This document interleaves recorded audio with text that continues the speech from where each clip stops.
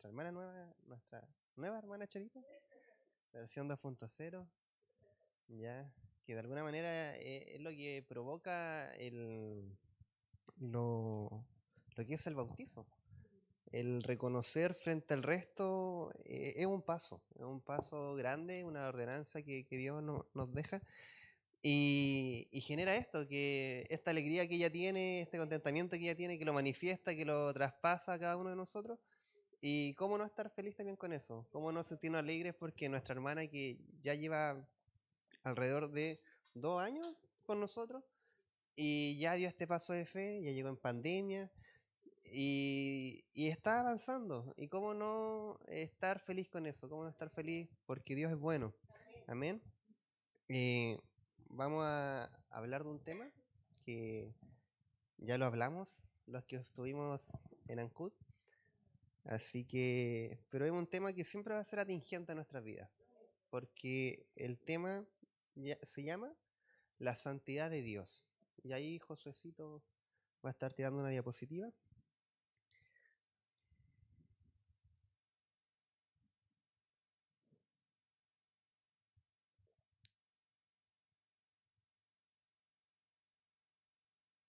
Ahí está. La santidad de Dios. Cuando hablamos de santidad es un poco fome para nosotros, porque al tiro nos sentimos no santos. Al tiro decimos, no, la santidad está allá arriba. Nosotros, yo soy una víbora que se arrastra en el suelo y soy pecador. Y ahí aceptamos nuestros actos de pecado. Pero vamos a aprender que no es tan así esto. Ya esta tarde vamos a aprender el significado de la santidad. Vamos a aprender o dar una respuesta a la pregunta de ¿somos santos? Vamos a ver qué es la moralidad versus la santidad y por qué debemos ser santos. ¿Ya? Así que pongamos atención. No va a haber un versículo base, sino que al final vamos a hablar de los versículos que van a encaminar esto. Como introducción, hay que aclarar algo que lo aprendíamos también ese día, y es que como sociedad nosotros siempre hemos intentado alcanzar un supremo ideal. Desde la antigüedad, los romanos, su supremo ideal era ser guerreros. Ellos luchaban por quién era el más fuerte, quién era el guerrero. En el supremo ideal de los de los griegos, mejor dicho, ellos, quién era el más sabio. Ellos filosofaban y estaban ahí en las cátedras y hablando y pensaban y ese era su filosofar, o sea, su supremo ideal. ¿Quién era el más sabio? Y así ha ido avanzando la sociedad. Nos encontramos con muchos supremos ideales. Hoy en día, quizá uno de nuestros grandes supremos ideales es la paz en el mundo. Un supremo ideal que muchos persiguen, muchos prometen, políticos, líderes mundiales. Yo quiero la paz del mundo. Yo les voy a dar la paz del mundo. Y también otro supremo ideal que hoy en día tenemos mucho es ser feliz, alcanzar la felicidad. Otro supremo ideal, ser exitoso. Yo quiero ser exitoso, sea generando quizás su propia empresa, sea casándose con la persona que ama, sea teniendo su casa, sea teniendo sus bienes. Si la persona logra eso, alcanzó su supremo ideal.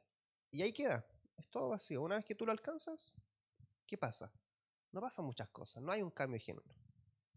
Pero el, el supremo ideal de nosotros como cristianos, ¿cuál debería de ser? ¿Cuál debería de ser nuestro supremo ideal? Managaína puede participar, llegar al Señor, ¿cierto?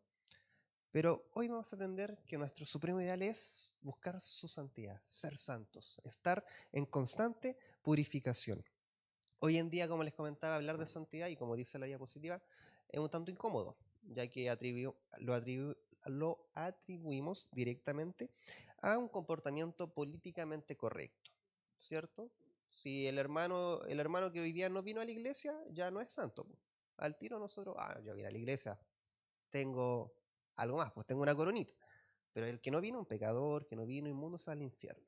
Entonces, tratamos siempre de nosotros enaltecernos y ojalá bajar al resto, porque luchamos también con esta competencia constante en nosotros.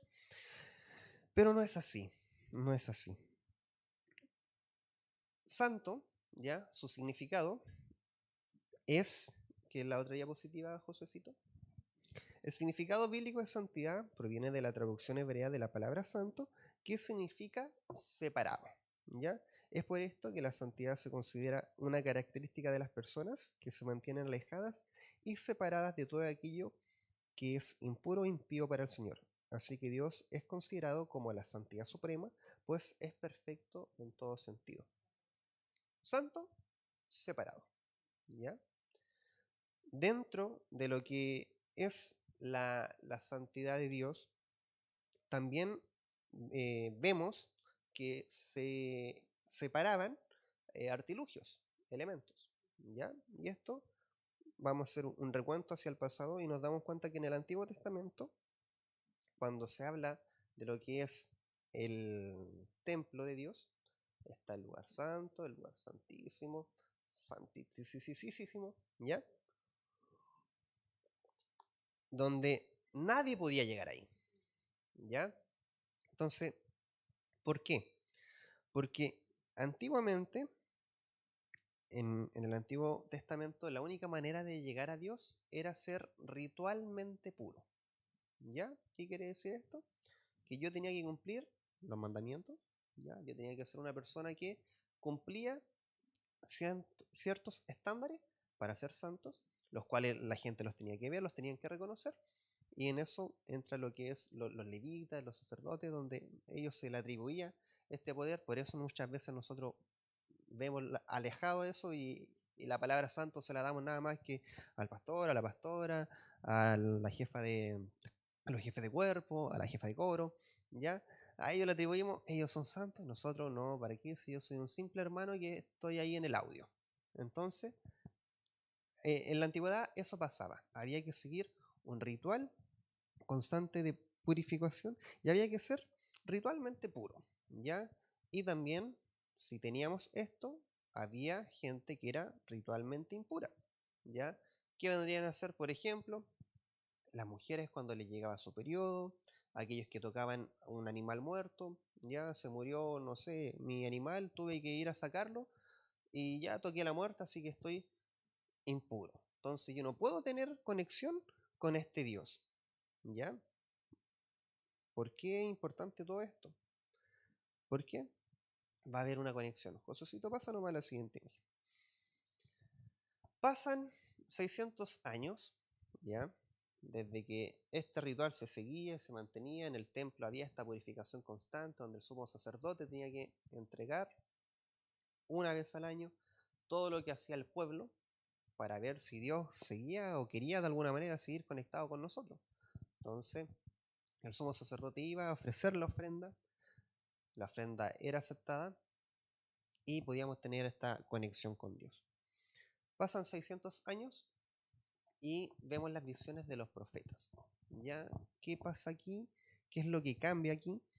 Y tenemos que Isaías, él tiene una visión donde él ve a Dios, ¿ya? Prácticamente eso es lo que él hace. Ve las espaldas de Dios y él siente que está en lo máximo. Está en un éxtasis máximo, viendo algo que él nunca había visto, y uno de los ángeles le pone un carbón ardiente, ¿ya? Se supone que si yo tocaba algo impuro, yo quedaba impuro. Ahora, esta demostración de este carbón, de alguna manera, le da una pureza a Isaías, y es lo que él se preocupa. ¿Cómo pasó esto? ¿En qué momento? ¿Por qué yo estoy acá? Él ve que los serafines le gritaban santo, santo, santo. Él ve que le están alabando. Entonces él ve todo esto y dice, oye, los serafines se agachan con sus pies, con sus manos, con sus alas, para no mirar a este que es santo, santo, santo, a este que está separado de nosotros, este que no tiene ninguna conexión con nosotros. Y también hay otra visión de Ezequiel, donde él ve que un río fluye en el desierto, ya él ve que desde el templo sale un río que fluye en el desierto y va hasta el Mar Muerto y le da vida. ¿Ya? El Mar Muerto tiene su nombre porque es muerto, ya ahí no hay vida, ahí no hay vegetación, no hay nada de eso en ese entonces. Y logra en esta visión el ver esto. Es algo extraño. Lo que él ve es algo que lo deja anonadado, impresionado. Él dice, ¿qué está pasando acá? Pero nosotros tenemos la bendición de poder tener la historia completa, ¿ya? Entonces nosotros, ellos en su momento no lo entendían, no comprendían, quedaron con el éxtasis y qué querrá hacer esto. Y murieron en eso. Nosotros hoy en día, gracias al tiempo, podemos entender qué pasaba en todo esto. Y podemos entender que Jesús es el cumplimiento de todo esto. Jesús es el cumplimiento de las visiones. Él se relaciona con lo impuro, pero ahora los transforma a ellos. Cuando analizamos la vida y obra de Jesús, ¿ya? Eso suena como la típica bibliografía de las personas, pero cuando analizamos la vida y obra de Jesús, Jesús, y esto es lo más enriquecedor de ver y estudiar lo que hacía Jesús. Muchas veces nosotros hemos escuchado por mucho tiempo en nuestra iglesia, no se junten con el mundo, no se contaminen con el mundo, no hagan esto con el mundo, no hagan. Y Jesús aquí vino al mundo. Él vino a estar con ese que nadie quería estar. Él vino a estar con los malos. No sabemos de memoria lo que dice Juan 3:16, ¿cierto? Porque de tal manera amó Dios al mundo. Entonces, vemos que esta conexión que tenemos, donde Jesús vino a estar con los impuros y hace una transformación. Ahora ya no tengo que seguir una rutina donde tengo que ser ritualmente puro. Él me hace puro. Él me dice, yo soy el camino, yo soy la verdad, yo soy la vida. Él viene a ser ese río que le da vida al resto. Él viene a decir, a través de mí, ustedes tienen entrada directo con el Padre. Él manifiesta todo esto, Él lo menciona. Ya yo creo que aquí todos hemos podido leer la vida de Jesús y sabemos de lo que estamos hablando en estos momentos. Entonces, la pregunta es, ¿somos santos? Como personas ya nacientes, que nacimos como padre de, o sea, como hijos de Adán, no. Evidentemente no somos santos, no cumplimos ninguno de los requisitos. Pero mediante Jesús somos santos. Y recibimos una santidad inmediata mediante de Él y por Él. ¿Ya? Y eso tenemos que tenerlo súper claro. ¿Somos santos? Sí, por Él. Esta santidad es inmediata, pero el proceso de la santificación es progresiva. ¿Ya? Que es lo que vamos a seguir viendo. Entonces, respondiendo a la primera pregunta, ¿somos santos? Sí. Por los méritos de Jesús. Nada más que por eso. Por los míos, no. Giovanni Tobar no es santo. ¿Ya? Pero gracias a Jesús, es santo. Ya Dios te mira así, es santo. Giovanni es santo. ¿Ya? Entre yo y la hermana Karina nos vemos así, ¿no? ¿De dónde? Pero Él nos ve santo. ¿También? Josué, la otra, ¿no? Y aquí tenemos algo que es una disputa constante entre nosotros, donde decimos la moralidad versus la santidad. ¿Ya? Es desafiante muchas veces ver cómo los del mundo, ya como esta gente que muchas veces nosotros le hacemos la cruz, como un ateo hace mejores cosas que nosotros, cómo tiene una moralidad tan alta, cómo es posible que veía el otro día, mire que soy mundano, veía como un reportaje de Pailita, ya que era un hombre, un chico, sí, súper jovencito, y él ayudaba a la comunidad. Teníamos a otro cantante urbano, Pablito Chili, también, lo mismo. Él hacía ollas comunes. Ollas comunes. Nosotros hacemos ollas comunes, no hacemos ollas comunes. Él hacía ollas comunes.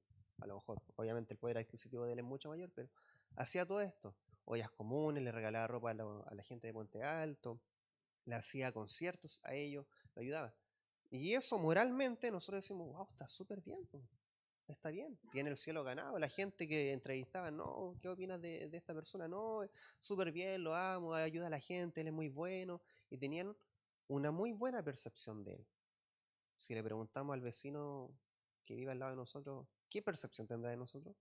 ¿Será la mejor? ¿Seremos moralmente buenos para nuestro vecino? Y aquí entra un poco el tema. La santidad es primero. Debemos ser santos. La moralidad, después. ¿Ya? ¿Es posible ser moral sin ser santo? Es posible ser moral sin ser santo. Podemos ver estos mismos ejemplos que yo le mencionaba. Pero es imposible ser santo sin ser moral. ¿Ya? Y ahí aparece el primer versículo, Gálatas 5:14. Si alguien lo quiere buscar, lo puede anotar. El moralismo te hace creer que estás bien. Y este es el problema del moralismo. ¿Ya? Cuando nosotros veamos que, o bueno, en este caso el hermano Giovanni, cuando vio este reportaje de estos personajes, uno dice, ellos están bien, ellos están haciendo bien las cosas, no están haciendo incluso lo que yo no hago, tienen el cielo ganado, por decirlo así. Pero la salvación es por nuestros méritos, por nuestras obras, de ninguna manera. El moralismo engaña, seduce y neutraliza a sus presas. Le hace creer que por dar dinero a los pobres, cuidar de los huérfanos, ser una buena persona ante los demás, no necesitan a Dios. Y este es el problema. Hay hombres, filántropos más grandes, que han llegado a decir que no necesitan a Dios. Que lo que ellos tienen es netamente por su esfuerzo. Porque ellos aprovecharon la oportunidad, porque fueron más vivos, porque estudiaron, por la meritocracia y así un sinfín de términos que ellos mencionan. Pero no se acuerdan de Dios. Hay otros que sí se acuerdan de Dios, pero no viven como deberían de, como Dios demanda que vivamos, ¿ya? Y como les comentaba, la moralidad opaca el sacrificio de Cristo. Por lo tanto, si solo quieres ser moral, confía en tus propias obras, ¿ya? Si quieren ser unas personas políticamente correctas, hagamos el bien. Pero si queremos ser aceptados de Dios, aceptados por Dios, debemos ser santos y confiar en la obra que Él hizo en la cruz. ¿Ya? Para ser santos debemos de confiar en lo que Él hizo en esa cruz. ¿Por qué debemos ser santos? ¿Por qué debemos ser santos? Primera de Pedro 1, 15 y 16 nos da una respuesta. ¿Josué puede avanzar o Chochi? Primera de Pedro 1, 15 al 16 dice, más bien, sean ustedes santos en todo lo que hagan, como también es santo quien los llamó. Pues está escrito, sean santos porque yo soy santo. Detrás de este versículo hay una historia, ya, una historia no muy bonita, no muy agradable. Cuando se escribe esta carta, cuando se la envían, estaban pasando un pésimo momento. Nosotros muchas veces nos quejamos por nuestra realidad y no nos damos cuenta o no miramos para la realidad que vivieron nuestros primeros hermanos, la primera iglesia, los, los que iniciaron todo este movimiento. Y esta realidad era que Nerón, ya han escuchado de Nerón, un hombre muy bueno de la antigüedad. Nerón era bueno según él, pero era malo, era malísimo. Y él mandó a quemar en más de una oportunidad. Les comentaba yo que nuestro supremo ideal es alcanzar la gloria en ese tiempo. El ser el guerrero más fuerte, él quería hacer eso, ser el mejor. Y lamentablemente, Jesús de Nazaret, que esto me estoy saliendo un poco, pero para que entendamos un poco la cabeza de Nerón, Jesús de Nazaret venía de ahí, po, de Nazaret, de Belén, un pueblo, es como decir, viene de, sin menospreciar ningún lugar, pero viene, no sé, de allá, de donde nadie lo quería. Viene de La Legua, viene de La Pintana, de lugares marginales. Eso era Jesús. Y él provocó una revolución total. Entonces, cuando a Nerón se le presenta que los cristianos están enloquecidos, se dicen que va a volver este Jesús, y hablan y predican y la gente se va convirtiendo, eso en su mente, él lo carcomía y le dolía que un judío estuviera llevando todo esto. Entonces, este Nerón manda a quemar la ciudad, manda a perseguir a los cristianos, crea un coliseo, ¿ya? Donde los cristianos tenían que ser comidos y devorados por los leones, donde se tenían que pelear entre ellos, donde se tenían que matar, donde en las noches se alumbraban precisamente con cristianos. Entonces, era difícil, nosotros hoy día nos juntamos acá, estamos tranquilitos, los carabineros no van a llegar, no van a llegar los carabineros, los vecinos a lo máximo nos van a tirar una piedra, y si es que, pero nuestros hermanos primitivos, los primeros cristianos, eso sí que la habían fe. Eso sí que estaban mal. Y en ese contexto le llega este mensaje, un mensaje súper dulce, donde les dice, sean ustedes santos en todo lo que hagan. O sea, si te está pegando el oficial de los romanos, sé santo, sé santo. Como también es santo quien los llamó, porque está escrito, sean santos porque yo soy santo. O sea, si te están pateando, si te están llevando, da lo mismo, sé santo. Difícil, difícil. Pero en este contexto, Pablo escribe esta carta y le hace saber a, a los hermanos de Pedro que están mal, que las cosas están mal, pero aún así ellos deben de ser santos, buscar de Dios. ¿Por qué? Y esto el Levítico se toma esto de sean santos porque yo soy santo, que sería nuestro Padre. Entonces, ¿por qué debemos ser santos? Porque nuestro Padre es santo. Esa es la base. ¿Ya? Nosotros somos hijos de Dios. Cuando nos presentamos, no, obviamente nunca nosotros nos vamos a presentar en el trabajo ni frente al resto. Hola, Giovanni Tobar, hijo de Dios. No, no solemos hacer eso. ¿Ya? Finalmente nos presentamos de otra manera, pero en nuestra vida cristiana, sí. Ya, no, yo soy hijo de Dios. O cuando me preguntan, oye, ¿tú en quién crees? No, yo creo en Dios, soy hijo de Dios. Ya. Entonces, si eres hijo de Dios, sé santo. ¿Ya? Sé apartado. Hebreos 12:14, que también otro mensaje hermoso. Busquen la paz con todos, ¿ya? No dice busquen la paz con quien te conviene.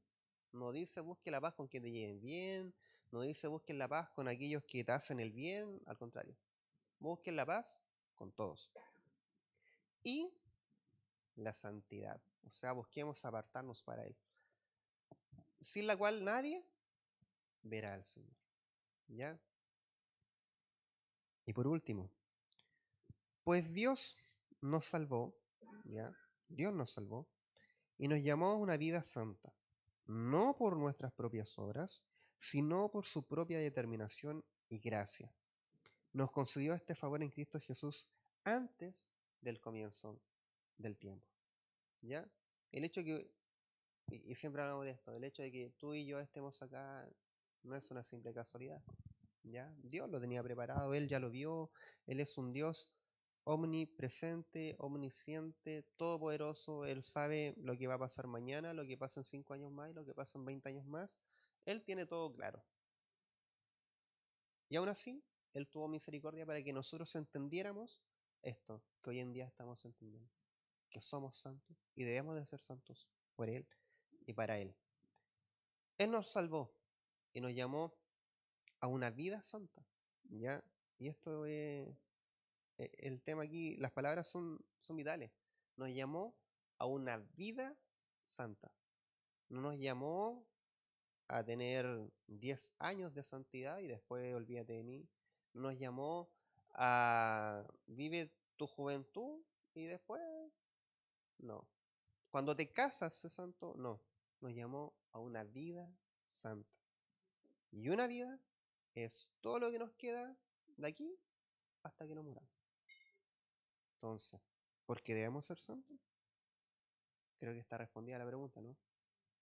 Debemos de ser santos. ¿Qué significa ser santos? ¿Significa estar cantando cantos gregorianos? ¿Significa estar leyendo la Biblia todo el tiempo? ¿Significa hacer muchas liturgias? Lo primero, reconocer que somos hijos de Dios y que somos santos por Él. Debemos de comportarnos como santos ante la sociedad. ¿Ya? Yo les mencionaba que por mucho tiempo se nos mencionaba que debemos de alejarnos del mundo y no ser parte del mundo, y ahí hay una contradicción enorme. ¿Ya? No debemos de hacer las cosas del mundo, ¿ya? Que eso es una cosa, no hacer las cosas del mundo, pero sí estar en el mundo, ¿ya? Hablando de Cristo, demostrando cómo vamos a traer a más gente si no somos parte de, ¿ya? Debemos seguir congregándonos, que es importante, congregándonos, leyendo la palabra y buscando a Dios en oración. Estos son medios que nos van a ayudar a la santidad. Debemos de cambiar nuestra mente en el día a día, ir renovando nuestra mente. Algo que sabemos que no nos hace bien, desecharlo y buscar más de él. ¿Ya? Entre más nos empapemos de Dios, menos nos vamos a empapar del diablo. ¿Ya? Es como súper fácil el ejercicio. Entre más busquemos de Dios, entre más leamos su palabra, entre más escuchemos alabanzas cristocéntricas, entre más nos congreguemos, entre más participemos activamente en la iglesia, ayudando por el bien tanto de la comunidad, de nuestra hermandad, más nos vamos a acercar a Dios. ¿Ya? Que eso no haga o no haga entender que por eso vamos a ser salvos. ¿Ya? Que es lo que precisamente no quiero que se entienda. ¿Ya? El hacer todos estos actos no nos van a hacer ser salvos, no nos van a llevar a nuestra a nuestra a nuestra ay, se me fue la palabra. No nos van a llevar a estar a ganar nuestra santidad, a ganar nuestra salvación, pero sí nos va a ayudar a cada día más a purificarnos, ¿ya? A estar más con Él. ¿Se han fijado que los niños chicos, cuando empiezan a ver tele y ven estos canales latinos, Discovery Kids, o ven los videos de YouTube, adoptan el acento de ellos? Dame emparedado, quiero pastel, ¿ya? Y nosotros, ¿cómo le decimos? La torta, el pancito, ¿ya? Yogur de fresas, ¿ya? Nombran palabras que acá no están, pues no son de este mundo, por decirlo así. Eso nos pasa a nosotros. Mientras más nos involucremos con Dios, más vamos a adoptar cosas de Él, ¿ya? Hay cosas que nunca vamos a tener de Dios, ¿ya? Como la omnipresencia, ¿ya? Sería maravilloso tener la omnipresencia, pero no lo vamos a tener nunca, ¿ya? Pero sí podemos adquirir parte de su santidad, parte de Él, ¿ya? Conclusiones, para cerrar. Somos santos, ¿ya? De manera inmediata y no por nuestros méritos. Los méritos son de Cristo y nunca nos olvidemos de eso. Los méritos son de Cristo. Somos santos, ¿ya? De manera inmediata. Vamos adquiriendo esto de manera gradual, ¿ya? Muchas veces vemos hermanos que en un año leyeron la Biblia, hicieron esto, dejaron el pecado regalón y así un sinfín de cosas. Ese es el hermano. Usted, preocúpese por usted, ¿ya? Si a usted le molesta que el hermano no esté avanzando a su ritmo, tranquilo. Cada uno avanza a su ritmo y Dios trabaja con cada uno de una manera singular, ¿ya? No por eso vamos a quedarnos siempre tomando leche, ¿ya? Santos y morales. La moralidad quiere revelar qué tan bueno eres tú, pero la santidad revela qué tan bueno es Dios. Así que vive en la santidad de Dios. No hay nada mejor en esta vida. ¿Ya? Viviendo en la santidad de Dios, buscando de Él, haciendo el bien por Él y para Él y entendiendo que es por Él, nos va a ir mucho mejor. ¿Ya? Y por último, cumplamos nuestro propósito. Debemos vivir para la gloria de Dios y prueba de ello es el fruto del Espíritu de Dios. ¿Ya? Nuestro propósito en la tierra es vivir para la gloria de Dios. Si no somos santos, no lo vamos a demostrar. Si no somos santos, no vamos a traer a nuestro vecino, a nuestra familia, a nuestro esposo, y así, un sinfín de gente que nos rodea. ¿Ya? Ah, ah, aprendíamos que, o nos decían muchas veces que si querés ser misionero allá en la China o al África, parte por predicarle a tu vecino. Y es verdad, muchas veces tenemos el deseo de, oye, pastor, ¿por qué no hacemos una campaña evangelística en la Plaza Chile? Traemos otro. ¿Y la has predicado a tus vecinos? ¿La has predicado a tu compañero de trabajo? ¿La has predicado a tu familia? ¿Qué opinan ellos de ti?